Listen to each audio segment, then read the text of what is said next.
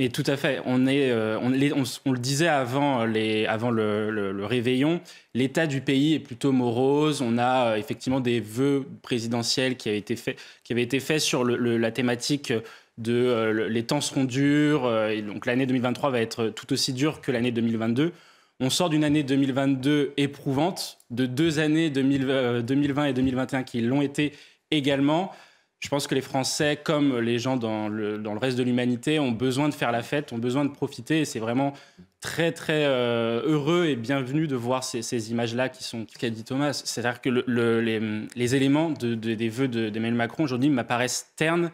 Et de toute façon, les vœux restent quand même un exercice qui est très compliqué.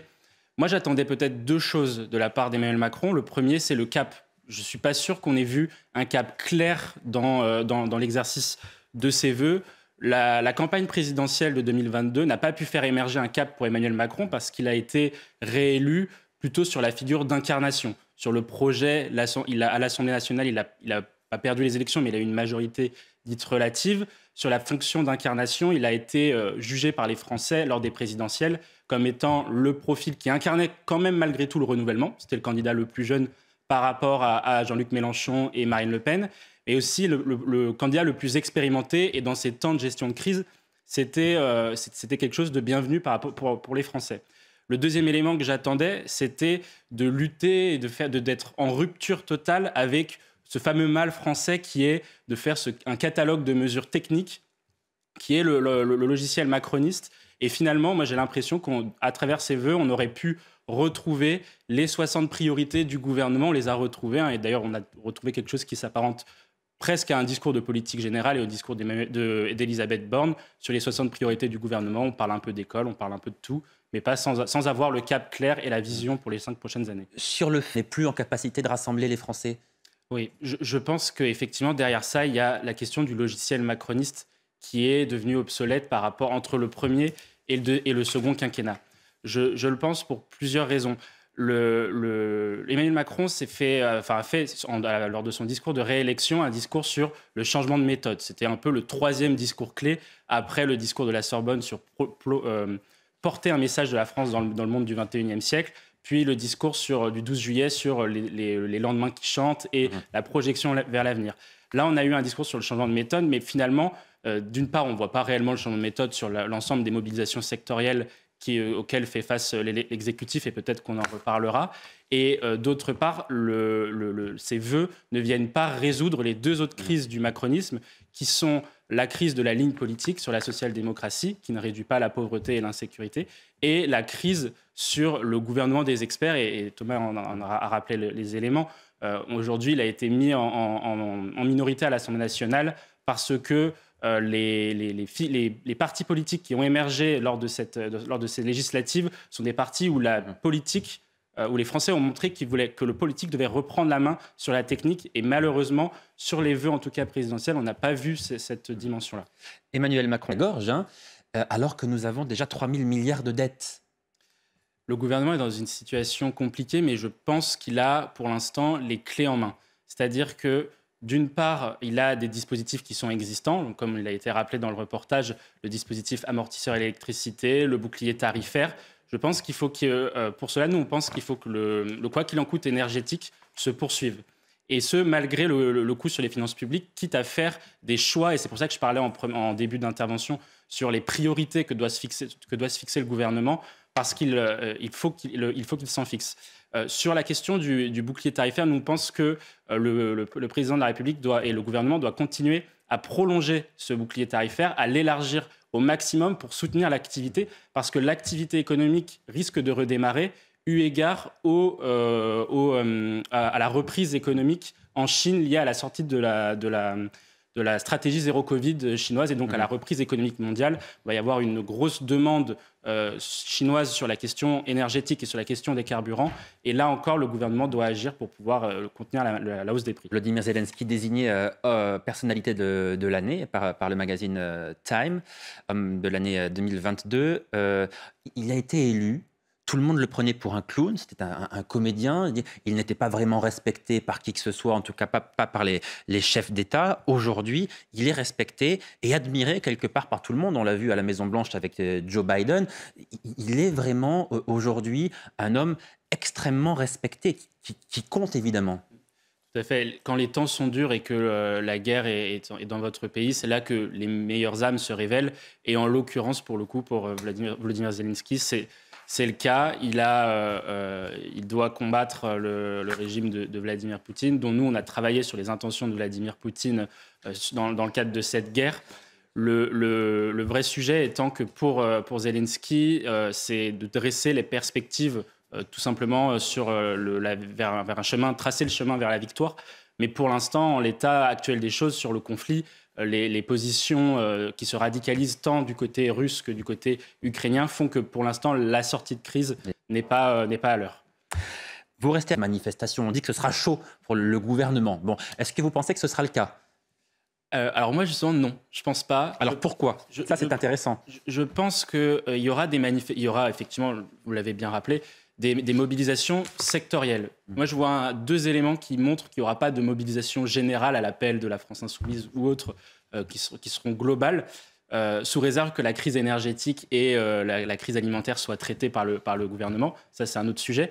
Mais sur le reste, je pense que déjà, le poids des corps intermédiaires et notamment le poids des syndicats dans la société c'est affaibli. Depuis 30 ans, on est passé en termes de nombre de syndiqués, de 20% dans les années 70 à 10% aujourd'hui. Pardon, mais regardez ce qui s'est passé à la SNCF pour Noël. C'est une grève qui est partie de la base. Les syndicats n'en voulaient pas. Et pourtant, ça a quand même considérablement perturbé le trafic. Donc, est-ce qu'on a besoin des syndicats pour lancer un mouvement social fort ? C'est là où je vois justement une rupture dans la manière de se mobiliser. C'est plutôt des collectifs qui appellent à la mobilisation et des mobilisations qui restent pour le coup quand même sectorielles. J'en veux pour preuve un deuxième élément sur la réforme des retraites. Lorsque, sous François Fillon, la réforme des retraites, on est passé de 60 à 62 ans, au plus haut, on a eu 3 millions de personnes dans la rue. En 2019, lorsqu'il y a eu les débats sur la réforme des retraites avec Édouard Philippe, on est passé plutôt à 1,8 million. Donc on a quand même une tendance sur le long terme qui est plutôt baissière. Du reste, il y a aussi un autre élément, c'est que l'Assemblée nationale est différente aujourd'hui et elle est censée être l'endroit pour catalyser la colère sociale. Et moi, je redoute surtout des mobilisations sectorielles parce que le gouvernement a cédé sur la question de la SNCF. On verra s'il cédera sur la question des médecins généralistes et des médecins libéraux. Mais je ne suis pas sûr en l'état qu'on ait un janvier noir. Oui, Thomas, est-ce que cette réforme des retraites, pour vous, elle est indispensable ou pas ? Oui, globalement oui, pour la simple et bonne raison qu'en termes de dépenses sociales, le niveau de dépenses sociales en France a progressé depuis les années 80. On est passé aujourd'hui de 20 et quelques pourcents à 30% aujourd'hui sur les dépenses sociales. Ce qu'il faut bien comprendre, c'est est-ce que la réforme des retraites en elle-même est indispensable ? Ça dépend de ce que vous voulez faire sur les autres sujets de dépenses sociales. Aujourd'hui, il faut, pour rééquilibrer nos comptes, les comptes de la sécurité sociale, vous avez 3 possibilités. Il y a la question des dépenses de santé, et donc de travailler sur l'offre de soins, le plan pour l'hôpital et sur les différents éléments de dépenses de l'assurance maladie qui finalement dépassent systématiquement l'ONDAM, c'est les objectifs nationaux en matière de dépenses de l'assurance maladie. Vous avez la politique du logement, la politique du travail, donc de l'emploi avec la réforme de l'assurance chômage. Je pense qu'aujourd'hui, en l'état actuel des choses, une réforme des retraites, il faudra agir sur un des leviers. Le gouvernement a choisi les retraites. Alors, qui dit sur l'inflation, déjà peut-être un élément de contexte, je suis d'accord avec ce qui a été dit, c'est une situation qui est structurelle. Nous, on a travaillé sur la question des chocs pétroliers et notamment de ce qui avait été fait lors des fin des années 70, début des années 80. Donc, ce qu'on peut déjà dire, c'est que les causes de l'inflation, il y en a 3. Et aujourd'hui, les 3 sont réunis. C'est-à-dire que vous avez une inflation par les coûts avec le 3e choc pétrolier qui ressemble peu ou prou à ce qui avait eu lieu lors des années 70. Vous avez une inflation aussi par la monnaie qu'on a tendance aussi à un petit peu oublier, qui résultait de la politique de la BCE depuis 5 ans pour pouvoir sortir de la crise des dettes souveraines. Et puis vous avez une troisième inflation qui est une inflation par la demande, puisque forcément, à partir du moment où vous avez eu les sorties de confinement et les sorties de la crise sanitaire, et la demande chinoise et la demande européenne est repartie à la hausse, forcément, vous avez un problème, et qui est le problème central de l'inadéquation entre l'offre et la demande.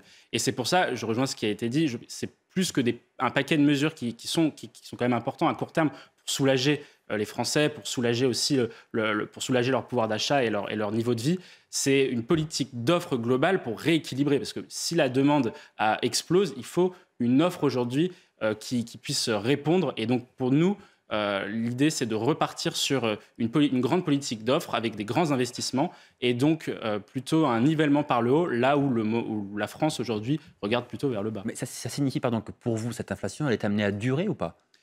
Moi, je pense que même plus que l'inflation, c'est peut-être même un risque de stagflation qui nous guette. Parce qu'en fait, ce qu'on voit, ce qui est assez intéressant par rapport au choc pétrolier et à la situation de l'Europe dans les fin des années 70, début des années 80, et à la situation du Japon au début des années 90 avec stagflation puis déflation, c'est que vous avez des politiques conjoncturelles de sortie de crise qui ont amplifié les effets négatifs de la crise. C'est-à-dire que vous avez eu une inflation record dans les années 70-80 et pour faire face à cela, les pays européens et la France notamment, c'était le plan Jacques Chirac en 76 et le plan Pierre Mauroy en 81, on a fait des plans de relance keynésiens très classiques pour pouvoir sortir de la crise. Or, on a vu que ça a surtout dégradé les finances publiques et ça n'a pas relancé durablement l'activité parce qu'il n'y avait pas une politique d'offre qui avait été menée puisqu'on avait par ailleurs on commençait à ce qu'on appelait la désindustrialisation pour soutenir le niveau de vie des classes moyennes. Et en l'occurrence, là, moi, ce qui nous intéresse beaucoup, c'est que ce qui a été fait au niveau européen, avec ce plan de relance Next Generation Union européenne, c'est peu ou prou ce qui a pu être fait dans les années 70-80. Et moi, je pense que du coup, c'est amené à durer.